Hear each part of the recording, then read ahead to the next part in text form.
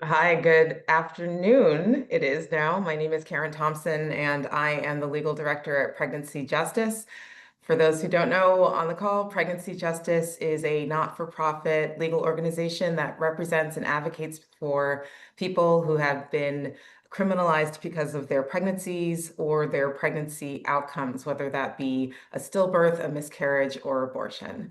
And we do that in three ways: through direct and strategic litigation, through our research wing, and through our policy department. We all work together to ensure and protect the rights of pregnant people and to decriminalize pregnancy. And I'll pass it back to you, Garen. Thank you. Thank you all for coming. We have I don't know, 150 people or so on already. More continue to join. So thank you for joining today. My name is Garen Marshall. I use he, him pronouns.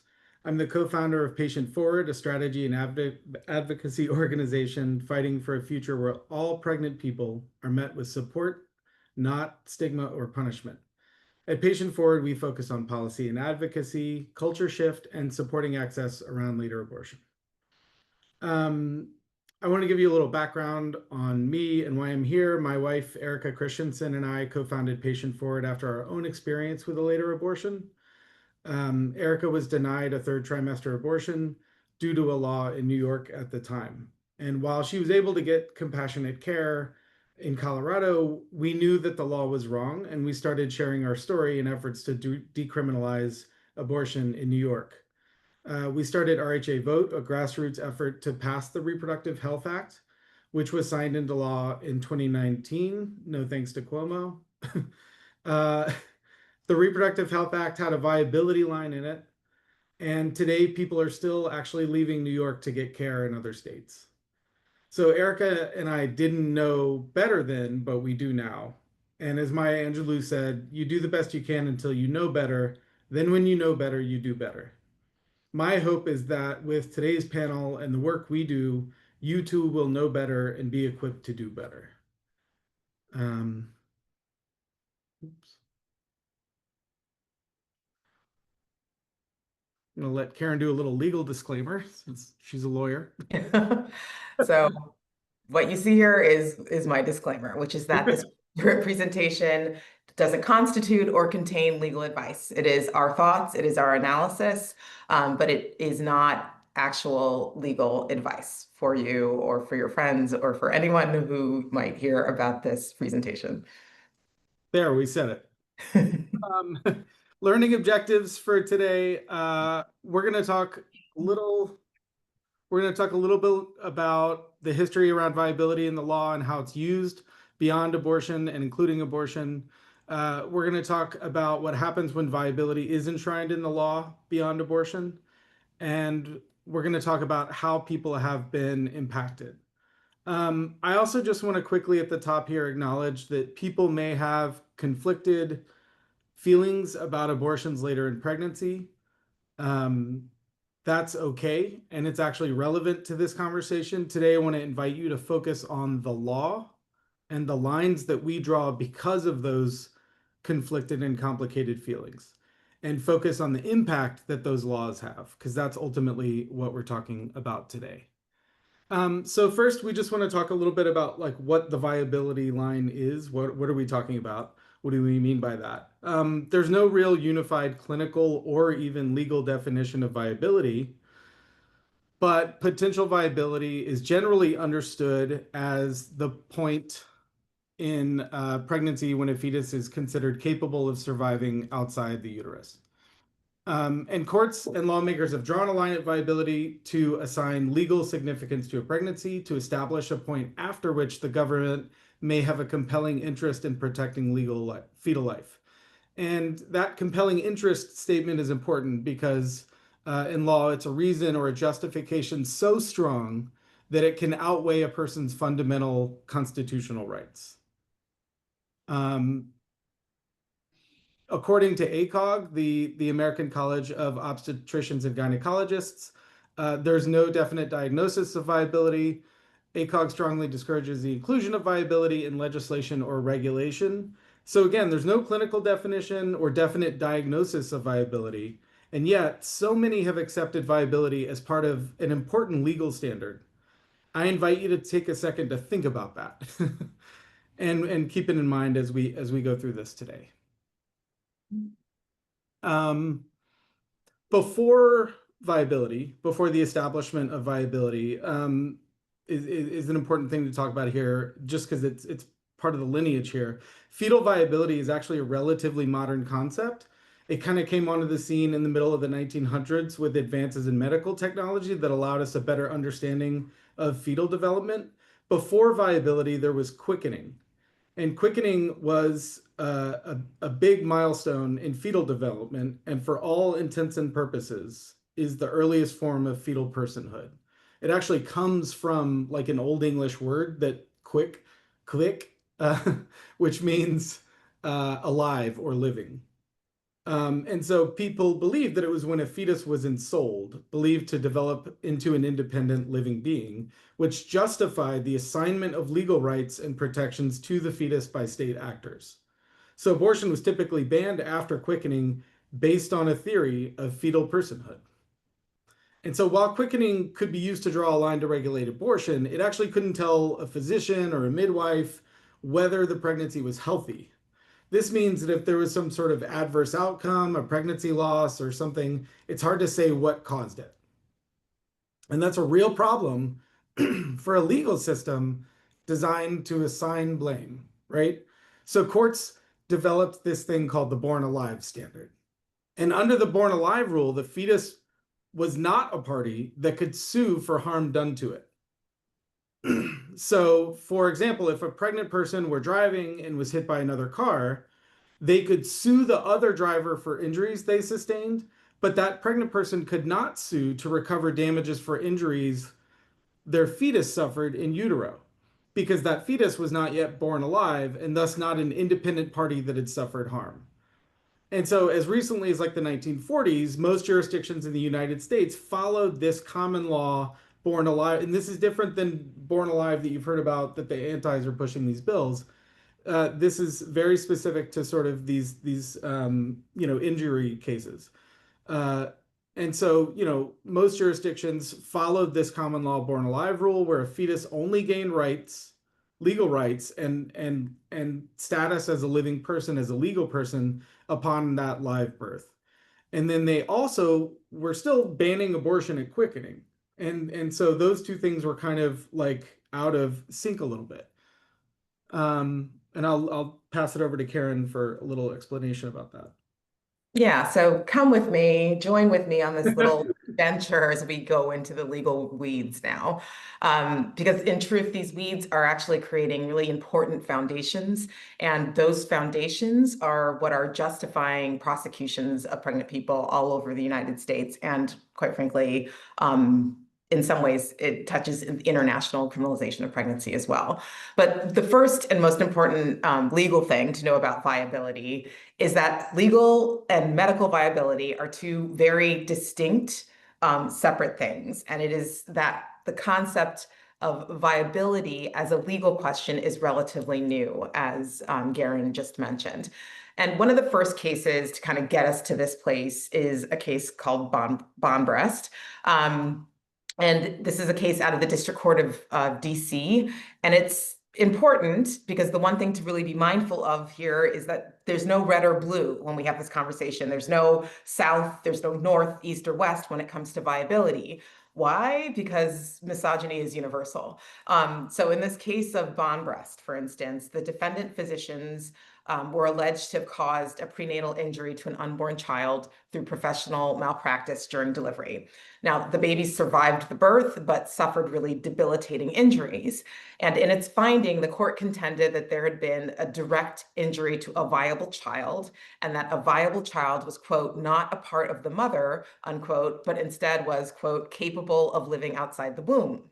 Now, the court emphasized this notion of viability, noting that, quote again, here we have a viable child, one capable of living outside the womb, and which has demonstrated its capacity to survive by surviving. Are we to say now it has no locus standing in court or elsewhere? Now, I want you to remember that phrase. the capacity to survive by surviving. I'm going to pin that. We'll revisit it. But bond vest was cited as precedent throughout the United States, and it allowed civil actions and wrongful death claims on behalf of children who suffered injuries while a viable fetus and was born alive. Now, these two restrictions have recently been removed in many jurisdictions, but Roe decided 27 years later, cemented the idea of viability within this trimester framework, which I'm sure we're all familiar with. But the question of whether a prematurely born infant is viable comes down to lots of factors and can't be easily predicted. So it really, or is it really, about a capacity to survive by surviving? Is it about that, or is it about something else? Because the fact is, viability lacks a very clear definition. There's a legal definition, a medical definition, and a religious definition. And it is this muddled mess that provides the potential and the reality of it being misused in legal and political contexts, and that the forced legal definitions is what makes viability dangerous to pregnant women and all pregnancy-able people. So as fetal rights become, and as fetal rights beliefs, and that means that, you know, a fetus, an embryo, a blastocyst, a fertilized egg have the same legal rights as you and me. As those ideas become increasingly influential over judicial decisions or statutes and state constitutional amendments, it has led to the criminal prosecutions of pregnant people for actions deemed to pose even a risk of harm to an embryo or fetus. It has led to forced medical interventions during pregnancy. It has led to threats to IVF, to in vitro fertilization care. And it has led to the denials of life-saving obstetric and abortion care, all under the guise of protecting fetal life. So again, fetal personhood in real life terms is simple. It is clear. It means that fetuses have the same legal protections, including the right to life. And by elevating embryonic and fetal rights over the rights of women and pregnancy-able people, people of all political persuasions can use this concept to impose government surveillance over women's bodies for the sole purpose of social and political control. And fetal personhood diminishes the rights of women the minute they become pregnant and directly impacts anyone who might have the potential for pregnancy. And as we'll discuss throughout this presentation, these issues aren't new. However, post-Dobbs, fetal rights arguments have become turbocharged and have moved from the fringe to the center, opening the floodgates of pregnancy criminalization in new spaces and for far more reasons, while threatening women's social, political, and physical autonomy. So we start here, we start with this question, we start with the center of fetal personhood because everything else begins here. Yeah, and you know, these types of laws are being introduced at a more rapid pace as we go on. And that's a real reason why we feel like this is important to discuss now. And another reason is that our movement, the movement that I identify as being part of, the abortion rights movement in some ways, has largely invested in efforts to reinforce lines drawn at fetal viability. So before Dobbs, about 4 in 5 states banned abortion at or around viability, and those laws were never challenged. Since Dobbs, something like $300 million has been spent on ballot measures that enshrine this viability line into state constitutions, and more are coming in the next few years. Another example is federal legislation advanced by the reproductive rights movement, the Women's Health Protection Act, which was introduced annually for a decade at the federal level and supported by over 300 organizations, and most Democrats in Congress. Some of you may work at those organizations. And that legislation had a viability line in it. So the antis do a lot of bad stuff, but those are our lines that we drew into legislation and ballot measures, right? We own them. We told voters and allied politicians that that's where we wanted the line to be. And so this is an important conversation to have because many people in the reproductive rights movement take these lines for granted, as if they're inevitable. and they aren't, we can challenge these lines. And as you'll learn today, this is about more than abortion. And so, again, I want to invite us all to sort of do better once we know better. And I'll pass it back to Karen. You're muted, sorry. It never fails. It never Never fails. fails. It always So Pregnancy Justice has tracked data around arrests and deprivations for around criminalization for 50 years. And what that data is showing us is that in the years post-Dobbs, criminalization has increased. Now, some of that is a change to our data collection, but regardless, we are seeing numbers, we are doing numbers in these spaces, and that is concerning. And what is also concerning is a legislative pattern that is emerging this year, that lawmakers are introducing bills changing criminal codes to include abortion in the definition of homicide. And in doing that, they're using the language of unborn child or redefining individual or person to include fetuses and using the 14th Amendment to give rights to fetuses and embryos. Now, 12 states, the 12 states that have introduced these bills treating abortion as a homicide are Alabama, Georgia, Iowa, Indiana, Kansas, Idaho, Kentucky, Missouri, North Dakota, Oklahoma, South Carolina, and Texas. Now, none of the bills that are making abortion technically a homicide have language that explicitly requires the death penalty as punishment for abortion. But in states like South Carolina, a murder conviction requires either the death penalty or a mandatory sentence of 30 to life. And all of the states that have introduced abortion as homicide bills permit the death penalty, except for Iowa and North Dakota. So those are the stakes that we're looking at when we're talking about pregnancy criminalization and the repercussions from it. Now, virtually every prosecution documented in Pregnancy Justice's preliminary study, and as well as the over 1,800 previous pregnancy-related prosecutions from 1973 to June of 2022, the day before Dobbs, in every potential prosecution that could be charged for violating criminal abortion statutes in the United States, again, return to and rest on this idea of fetal personhood, or the idea that a fetus is separate and apart from the pregnant woman who carries it. Now, as Dorothy Roberts has long warned us, there's no limit on the state's power to punish people through the application of fetal personhood. It threatens to upend the civil and human rights of half of the American population, with its impact being felt nationwide and its disproportionate impact continuing to harm poor people, people of color, LGBTQ folks, and people who use drugs. And wherever fetal personhood principles are enmeshed and sanctioned, the rights, liberty, and autonomy of women and pregnant people are threatened. So let's turn to South Carolina and let's look at kind of the history of viability in that state.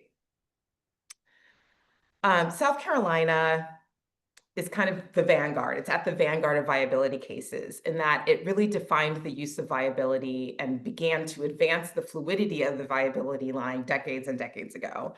And because one thing to stay aware of is the fact that viability is a concept that once embraced does not stay still. Using that frame and understanding that, I think will help with the bigger conversation that we're having here today. A viability line might be established at one place, but once it's established, it can start moving forward. It can start getting earlier and earlier and earlier. And in this first decision, Murphy v. Hall out of South Carolina, the holding was that our decision is limited to liability for prenatal injuries to a viable child born alive. So going back to what I said earlier about bond breast, we see the use of viability to impose civil liability, but requiring, again, that there was a child that was born alive. 25 years later, this viability line is imported into the criminal context for consistency.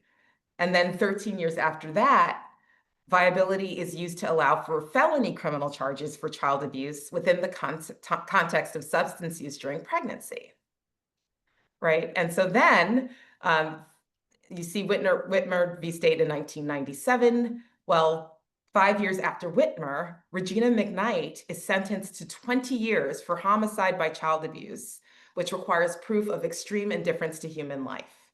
And that's because she was using during her pregnancy. So in the expanse of these 40 years, we go from liability for prenatal injuries caused to a born baby as a result of a car accident to 20 years of a prison sentence imposed on a woman for extreme indifference to human life with regard to her own body and her own pregnancy. So put another way, in this kind of creep of the law, in this constant honing and tweaking of the law to prioritize and invisibilize the pregnant person, the pregnant woman's own body is made to be a constant crime scene. And I'll turn it over to you again, Garrett. Yeah. Maybe more than any other state, Alabama demonstrates how viability is really a means to a personhood end. So that viability stretches both backwards and forwards. And it's important to know that Alabama leads the nation in pregnancy criminalization. In that last PJ report on pregnancy criminalization, almost half of the cases took place in Alabama. And here's how they got there. So around the time of the Roe decision, there were a few cases that started to shift the law in Alabama. In Husky, the Alabama Supreme Court cited medical advancements and determined that a fetus was not just part of a pregnant person, but an independent legal entity. They said a fetus could have a cause of action for wrongful death. Initially, that was limited to the injury of a viable fetus that was subsequently born alive. Then they removed the born alive requirement in Ike, and the court referenced Roe v. Wade, noting that the Roe court had acknowledged the state has a valid interest and duty in protecting fetal life. So again, they're taking this abortion decision and reading it over here in this other part of the law. They reasoned that a fetus is a potential human life at the time of its injury, whenever that injury occurred. And then in the 90s, around the time of Planned Parenthood v. Casey, the Alabama court said, no, actually viability is important in the Lawler and Gentry decisions, that a cause of action for death resulting from prenatal injury requires that the fetus attains viability before the injury or before the death results from the injury. And that kind of tracks with like the Casey decision, reinforcing the importance of viability with regard to the regulation of abortion. So there's a little back and forth there. Then in 2006, the Alabama legislature passed the Brody Act. And this changed the definition of person within the homicide laws to a human being, including an unborn child in utero at any stage of development, regardless of viability. This was a fetal homicide bill, a response to a pregnant woman who was murdered. And a lot of states have these laws where there are heightened punishments for harming a pregnant person's fetus. Now, this is a win for people actively trying to establish fetal personhood. One of those is this guy, Tom Parker, who joins the Alabama Supreme Court in 2006. So he's a close buddy of Supreme Court Justice Roy Moore, who you may remember famously didn't become senator because he was accused of sexually assaulting underage girls. But Tom Parker believes that Christians should hold dominion over everything, that the constitutional basis for the government and law is Christianity. And he goes to work building on these previous cases to establish fetal personhood and overturn Roe.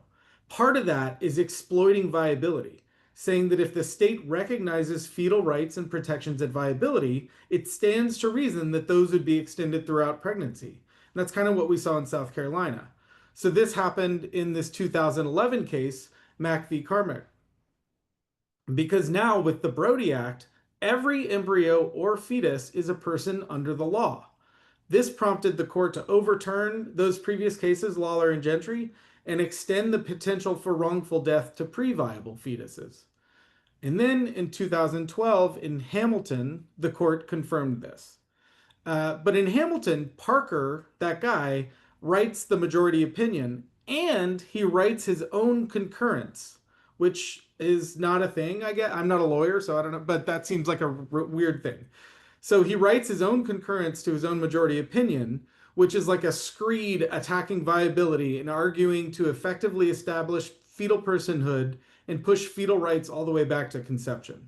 That concurrence, by the way, was then used by Mississippi in the Dobbs v. Jackson case to overturn Roe because it was such a well argued attack on Roe and the viability standard. But Parker's so similar to South Carolina, we see this evolution of logic, right? From decision to decision. Alabama starts with establishing fetal personhood at viability for the purpose of wrongful death statutes, and then that evolves into personhood throughout pregnancy. Now, throughout this lineage of cases so far, the entrenchment of fetal personhood in civil and criminal law in Alabama had not yet been weaponized against pregnant people themselves. This was all about harm done by a third party, but Parker's playing the long game. So another thing that happened in 2006 was a chemical endangerment law had gone into effect. Again, here the state was intending to protect children, in this case from harm from meth labs and environments where drugs are produced. And this is where the drug war meets the war on pregnant people. These two cases come to the court that have to do with prenatal substance use. In both cases, the state prosecutes women who lost pregnancies and allegedly tested positive for controlled substances. And then they are charged under that chemical endangerment law and found guilty. The Court of Appeals finds that the term child in that state chemical endangerment law included a viable fetus. It appeals, the case appeals up to the Alabama Supreme Court, and Parker says, hold my beer, writing for the majority. He agrees that the chemical endangerment law applies to a fetus, but asserts that it is in fact from the moment of conception. So he actually goes further. A fetus, he writes that a fetus is a child under the state's criminal chemical endangerment law. So this now means that a pregnant person can be convicted for child abuse when they test positive for drugs that were used during a pregnancy. So while drug use is legal in Alabama, drug use while pregnant is a felony. This gets affirmed in Hicks.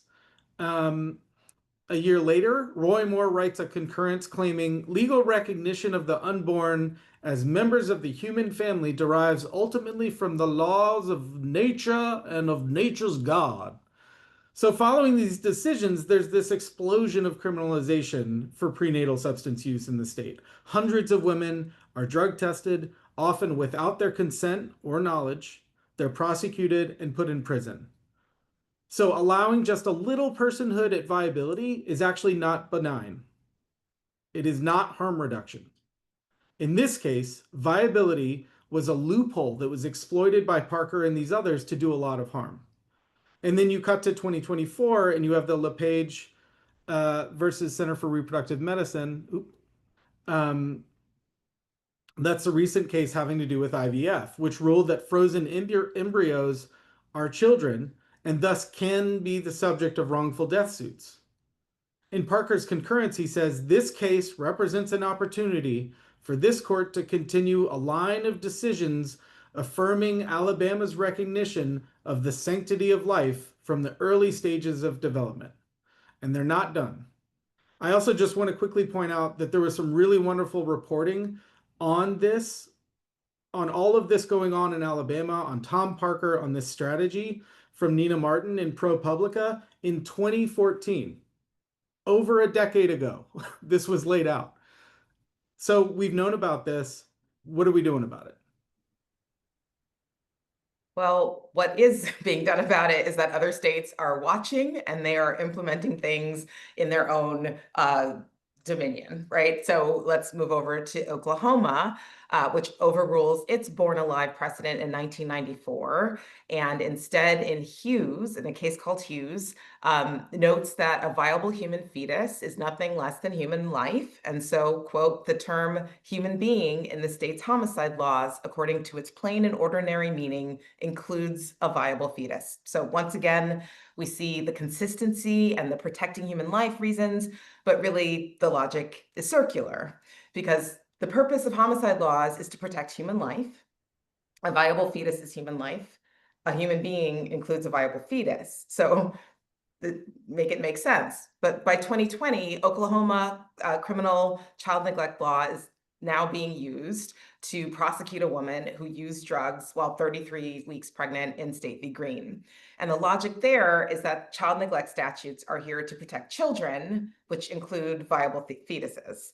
And the quote here is, just as a viable fetus may be the victim of a homicide or an assault with a dangerous weapon, so too may he or she be a victim of child neglect under the facts presented, i.e. drug use during pregnancy, no matter who the perpetrator is, right? So by 2021, we have a judge in a concurrence in a case there that stated that prosecuting a mother for felony child abuse for using meth, and sorry, State v. Allen is the name of the case, charging a mother for felony child abuse under these circumstances, relying on the Green case, that any fetus could be a victim of child neglect, landed in this place where all persons should take notice that a child in the womb will be protected under Oklahoma law. So we go in a very, now we're only at decades, we go from this evolution from an idea of what a criminal child neglect law is being used to protect, to knowing that all persons should take notice that someone's womb will be protected under Oklahoma law, not the actual pregnant person, but their pregnancy and the contents of their body. And so what we are seeing is that this slope is getting more and more slippery every day and every year. So here's some additional cases, and I think they're particularly relevant because of what we know is currently happening in the United States. But let's go back to 1990 and the case of Inri AC. AC is a 27-year-old critically ill, 26-week pregnant woman who decides that she wanted to preserve her life as long as possible with the hope that she would be able to deliver her fetus once it has reached 28 weeks. But unable to stop her decline from her illness, the hospital sought a declaratory order from a District of Columbia trial court as to what it should do in terms of the fetus. And after a really quick hearing, the trial court determines that while the surgery would most likely be beneficial to the fetus and dangerous for the mother should be kept alive because the fetus was viable. Although given the mother's medical history, the fetus only had a 50 to 60% chance of survival. But citing Roe, the court determined that the state had an interest in protecting the potential life of the fetus and ordered the performance of the C-section, which was actually against that pregnant woman's wishes. Now, the hospital performed the C-section shortly after the trial court's order, and the fetus was born alive, but as suspected, was not viable and died 2 hours later. And as for the woman, she died 2 days later, with the surgery listed as a contributing factor to her death. Now, the case was actually reheard by the Court of Appeals in this case, and it found that the surgery had been wrongfully allowed. And the court, and this is a very rare thing, it doesn't really happen at all, but they actually apologized to the family. And I think there's something about this decision that really stays with me, because one of the quotes from this case is that it is proper for the court in a case such as this to weigh, along with all the other factors, the mother's prognosis, the viability of the fetus, the probable result of treatment or non-treatment for both mother and fetus, and the mother's likely interest in avoiding impairment for her child, together with her own instincts for survival. Now, I want to return us back to the beginning of this presentation and the court's pronunciation that a viable fetus we know is viable because it survives by surviving. But the question for me is, what does that mean for a pregnant woman? When someone is allowed to die, or when their death is ushered in by the state's overriding interest in a viable fetus, which is not viable, and when we ignore the pregnant woman's instincts for survival, then how can she survive by surviving? Why is it that that is not applicable to her?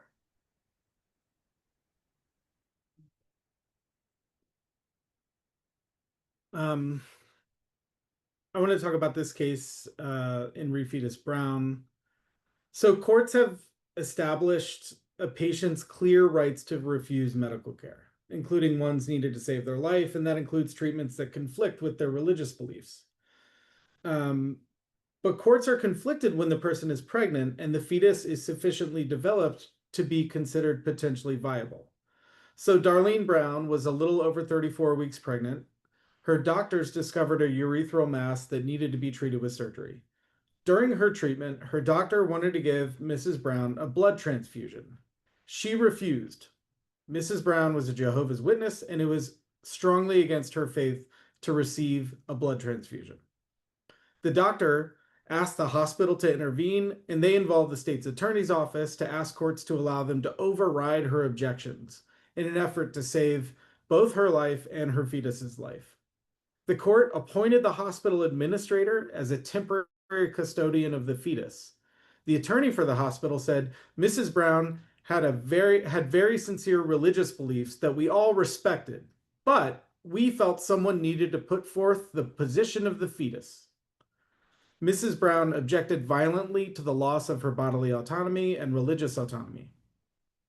Her doctors yelled at her, they overpowered her, they restrained her, they eventually sedated her to administer forced blood transfusions.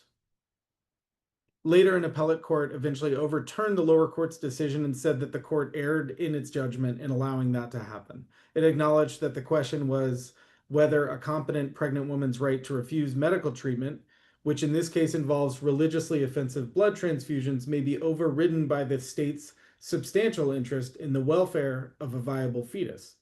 The case pitted Brown's rights to bodily autonomy, privacy, religious liberty against the state's interest in protecting that viable fetus. And even though an appellate court eventually ruled in Brown's favor, her rights had already been violated. And that's a thing that we keep seeing in these cases. And so it also makes you have to question, what is the viability? What is the life that we are talking about?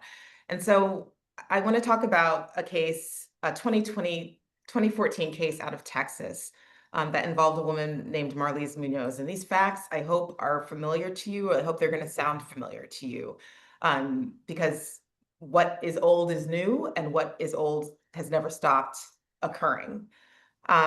In 2014, a Texas hospital refused to disconnect Ms. Munoz from her ventilator because she was 14 weeks pregnant, even though she was brain dead, and she had made clear that she did not want to be kept alive by machines. Both she and her husband were EMTs.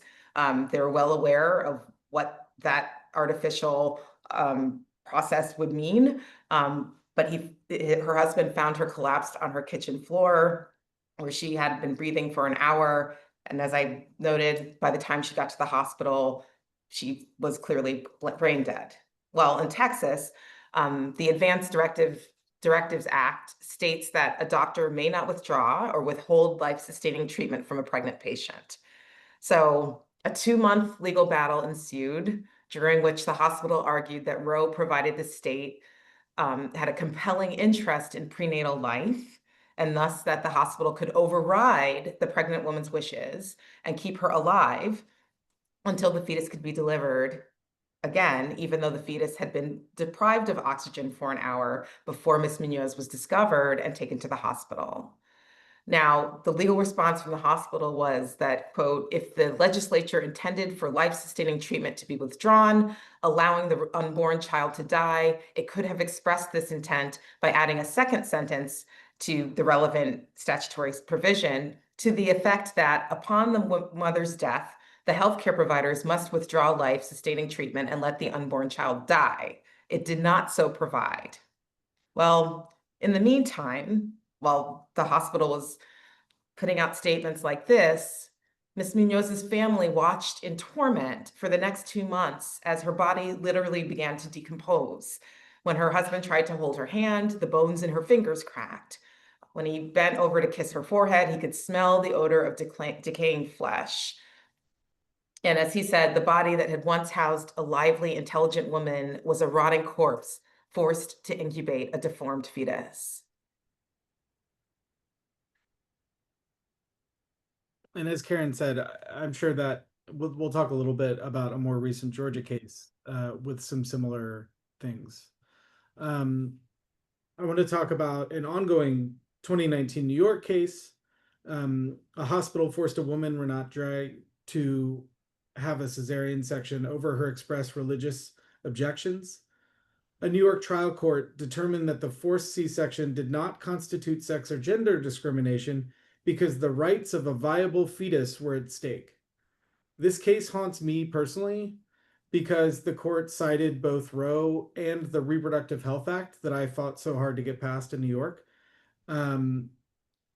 It said that the state recognizes an interest in the protection of a viable fetal life after the first 24 weeks of pregnancy, and this interest in the well-being of a viable fetus is sufficient to override a mother's objection to medical treatment. So, like, this is one of those things where, like, I know a lot of us have worked really hard on policies or ballot measures or whatever that we've believed in. And then we see in some cases how that gets used, or maybe something that we missed or that we would want to do differently going forward. And I think we have to admit when we want to do something differently. Again, once we know better, we have to do better. So that's just, one of those cases. And here's a good example of that. You may have heard about Brittany Watts, a 34-year-old Black woman in Ohio who was told by her physician in December 2023 to go to the hospital because she was miscarrying her non-viable fetus. The hospital was reticent to act due to uncertainty about the law.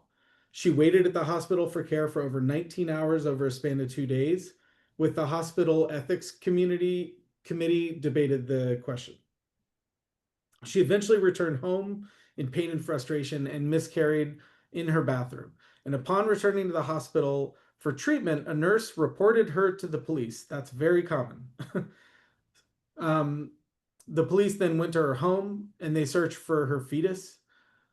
Prosecutors subsequently charged her with a felony that was abuse of a corpse, which was defined in Ohio law as treating a human corpse in a way that the person knows would outrage reasonable family or community sensibilities. So while the Ohio Criminal Code does not define human corpse, it defines person as including an unborn human who is viable. Viable, in turn, is defined as the stage of development of a human fetus at which there's a realistic possibility of maintaining and nourishing life outside the womb or without temporary artificial life-sustaining support. So again, it's not that that fetus was viable, it's that a fetus has reached the stage of development of viability, and that is in the criminal law when it's talking about who is a person in the criminal law in Ohio. A month before her arrest, Ohio approved a ballot initiative, issue 1, which created a constitutional right to abortion up to viability. The trial judge in her case referred to issue 1 during the hearing. And he said, there are better scholars than I to determine the exact legal status of this fetus, corpse, body, birthing tissue, whatever it is. Matter of fact, I'm assuming that's what issue 1's all about. At what point something becomes viable. He recognized that Ohio's issue 1 reinforced the importance of viability in Ohio law. And in fact, there are now 3 different definitions of viability in Ohio law. The amendment language from issue 1, the abortion ban, and this one in the criminal code. Right. And so like all of these things, like I said, they leak over state lines, they leak into other judicial opinions.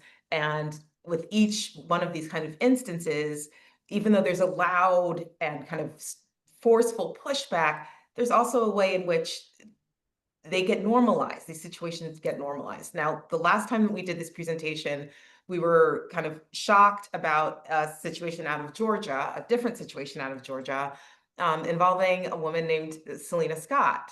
Now, earlier in April of this year, charges against Ms. Scott, who was found bleeding and unconscious in her home after a miscarriage, were dropped because Ms. Scott, who was 24 years old at the time, was arrested in March after EMTs were called in to treat her, and a witness reported that Ms. Scott had placed her fetal remains from the miscarriage in a dumpster outside of her home. Now, when you have a miscarriage, it's not like people say, oh, this is what you do with the fetal remains. Your doctor tells you to go home to miscarry, and people do what they think is best.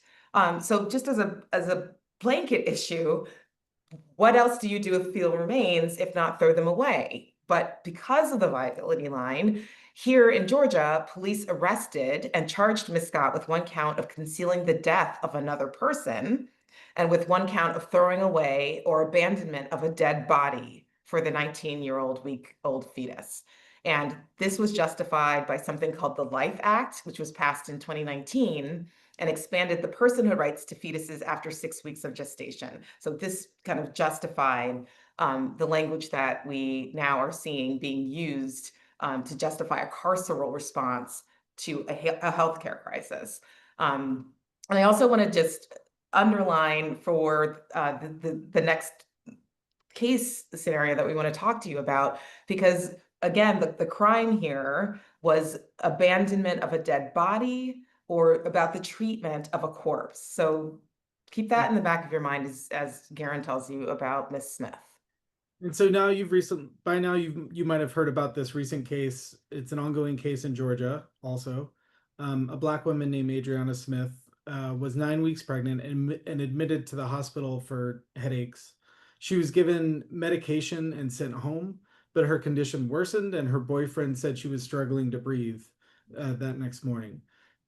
She went back in. Tests eventually revealed that she was suffering from brain clots, and as her condition worsened, she was eventually pronounced brain dead.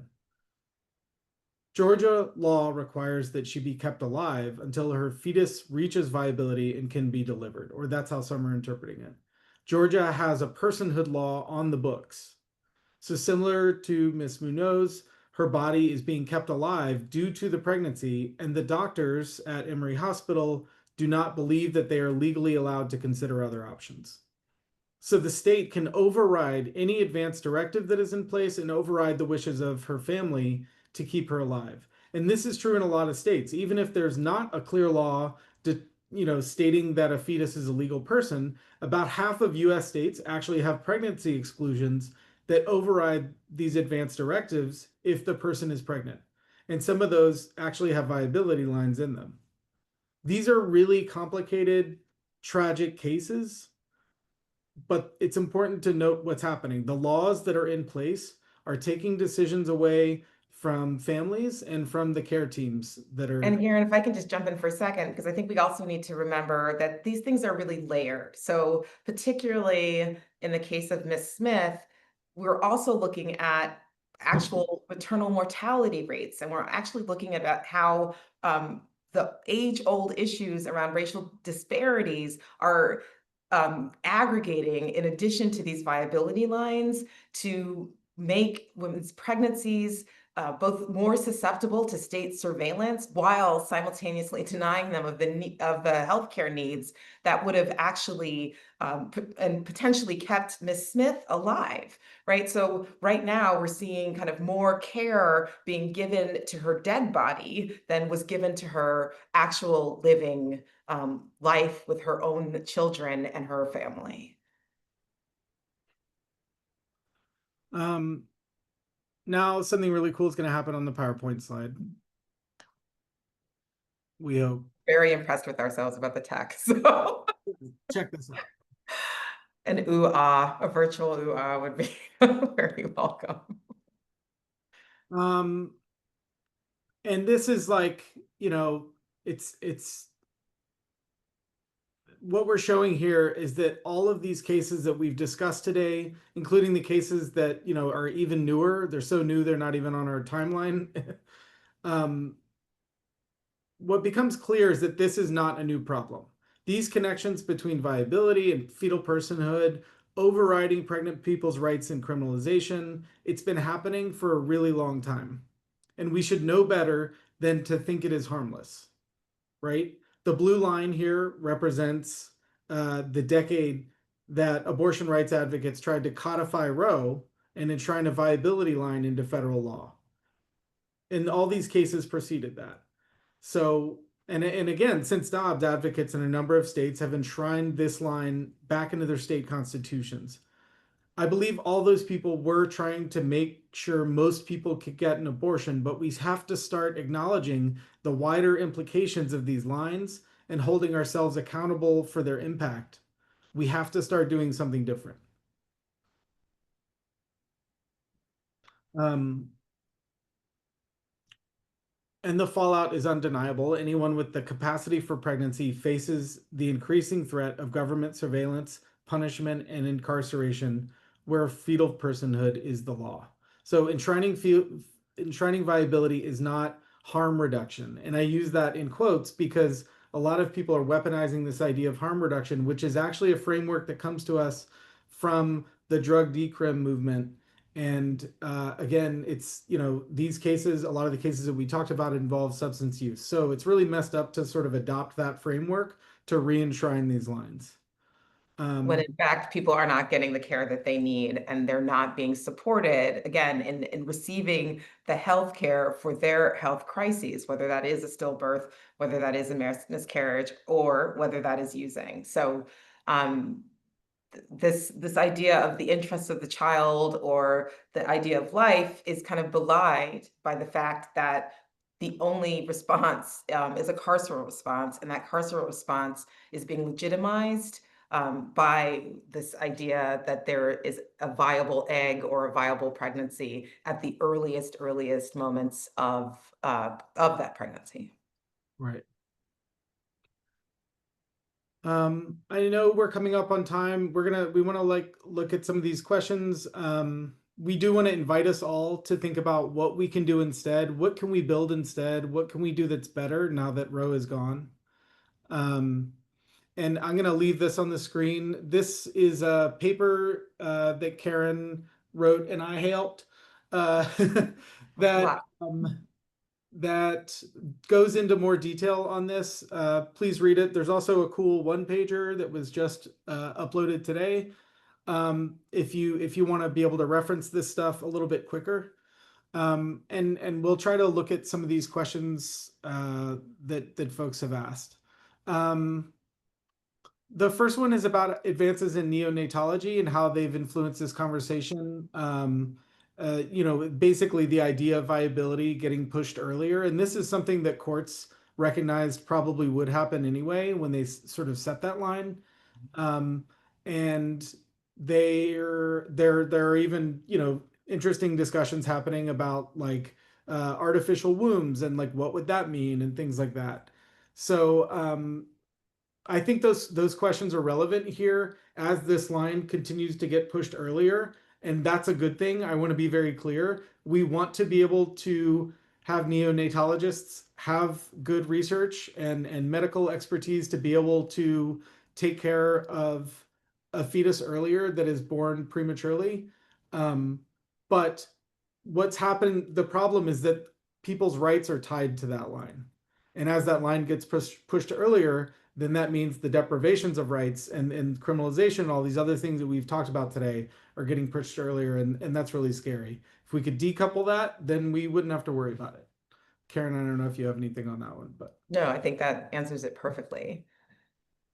Janny, yeah, I think we've discussed this. You ask about court ordering a brain dead woman to be kept alive in order to save a fetus, and that was the Munoz case. But what we're seeing again is that Miss Smith in Georgia, who is being kept alive today, is not the first, and she most certainly will not be the last. And so part of our mandate as well has to be about, do we want to live in that world? Do we want to be in a place where doctors are not in fact doing no harm, but reanimating corpses to incubate a fetus? And once again, do we want to assign more rights to that corpse than to a living woman? yeah. I'm going to leave the ballot campaigns to Garen. There's a question in here that ballot campaigns have said their initiatives with viability lines are stronger than Roe. Do you have recommended policy language that is the most protective possible if polling indicates that the only way to win is to include a viability limit? This has multiple parts for me, but I'll just say that like I think all of the strong things that we want to write into ballot measures can all be done without writing a viability line in there too. We can simply protect people's autonomy and rights in that language, create strong language around compelling interest and sort of the levels of scrutiny that we're asking for without drawing that line. I also just want to challenge the idea that people even want viability lines. We've done some polling. There's a lot of other polling on there that says that the public actually maybe is more conflicted than we've been led to believe on this, and that they actually are even increasingly because of the overturn of Roe, really not into government intrusion into this area. And so I invite people to also just say, like, we don't want this line. And so we're going to do what we need to do to push it. Do not let a pollster that has been hired to do something tell you what your values are. You know what I mean? So there is good reason to believe that we can go further than we have been going. I do believe that voters will vote for what is put in front of them and that they want the government out of this with regard to abortion. And I think this presentation hopefully lets you see why there are all sorts of other reasons why we need to reject those lines. So the next question asks what states are actually not pushing fetal personhood agendas, but are learning how to protect reproductive autonomy from this type of attack. And I think one great example is out of Maryland. We recently were amicus along with several other organizations in a murder trial where a woman was sentenced to 17 years for murdering her stillborn child because she had Googled abortion and had not told her husband that she was pregnant. And those two facts were used by the prosecutor to say that that showed that she had an intent to murder. And we came in and said, listen, like what someone does while they're pregnant has nothing to do with what they're doing after or when they're giving birth. They're two completely separate things. And you cannot use these kind of fetal personhood principles to establish an intent to murder someone. And the Supreme Court of Maryland agreed with us. Now, Maryland has a long and deep legal history of rejecting fetal personhood principles loudly in their constitution. They passed a constitutional amendment. They still have a viability line. But in the decision, the Supreme Court said, you know what, we don't do fetal personhood here. You cannot use one's behavior while pregnant to judge them after the fact. And she was ordered to have a new trial. So I think the more that courts are starting to look at this and to understand what the door is open to and how dangerous it is and how it's not just hyperbolic, but it truly is a slippery slope that's forcing a lot of pregnant women to face carceral responses. The more that they see the reality of that, the more that they're rejecting it in law. I think we're at time. There are other questions. I could literally talk about this all day. So feel free to get in touch with me. You can do that through patientforward.org. You can find Karen and all the other great people that work at Pregnancy Justice at that address on the screen.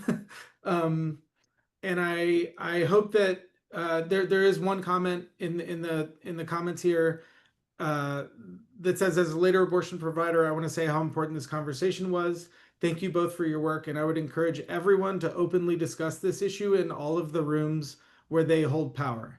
And I think that is such a good note to leave this on. We have to be talking about this more with each other in and amongst the people that we work with. Thank you for attending today. And our websites are here. Pregnancy Justice has a viability report. We have a unpacking fetal personhood report. We have a lot of resources and data for you to look at these cases, to look at some of the arguments we're making, and be in touch if you know anyone who's impacted by pregnancy criminalization.